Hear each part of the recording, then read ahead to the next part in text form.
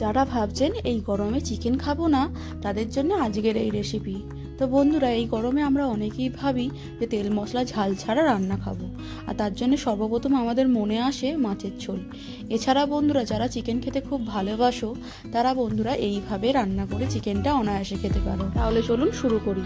তো আজকের এই রেসিপিটার জন্য চাই কিছু ফ্রেশ সবজি, পেঁপে, গাজর, ক্যাপসিকাম, বিনস, সমস্ত কিছু। এছাড়া মশলার জন্য প্রয়োজন একটু সামান্য আদা, চারকোয়া রসুন, কাঁচা লঙ্কা, গোটা জিরে আর গোলমরিচ, সমস্ত কিছু দিয়ে মশলা পেস্ট করে নিতে হবে। তারপর কড়াইয়ের মধ্যে সামান্য তেল দিয়ে গোটা জিরে, পেঁয়াজ দিয়ে সবজিপাতিগুলো মাংসের সাথে নেড়ে নিতে হবে। তারপর তৈরি করে রাখা মশলা দিয়ে সামান্য হলুদ গুঁড়ো এবং ধনে গুঁড়ো দিয়ে মশলাটা কষিয়ে নিতে হবে। মশলার কাঁচা গন্ধ চলে গেলে গরম জল দিয়ে দিতে হবে। এছাড়া স্বাদের জন্য সামান্য চিনি দিয়ে দিতে হবে। তারপর 10 মিনিট গ্যাসের মধ্যে লো ফ্লেমে বসিয়ে দিতে হবে। চিকেন স্টু রান্না হয়ে গেলে সামান্য একটু গরম মশলা আর ঘি দিয়ে নামিয়ে নিতে হবে। তারপর গরম গরম ভাতের সাথে সুন্দর করে পরিবেশন করুন।